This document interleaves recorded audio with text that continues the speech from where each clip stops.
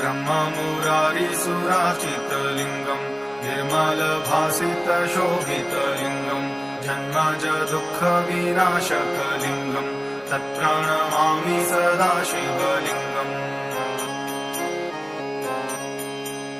देवमुनिप्रवरार्चितलिङ्गम् कामदहं करुणाकरलिङ्गम् रावणदर्पविनाशनलिङ्गम् तत्प्रणमामि सदा शिवलिङ्गम्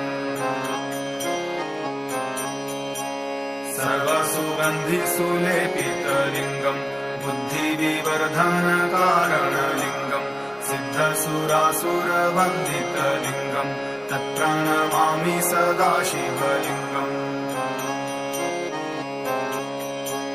कनकमहामणिभूषितलिङ्गम् फणिपतिवेष्टितशोभितलिङ्गम्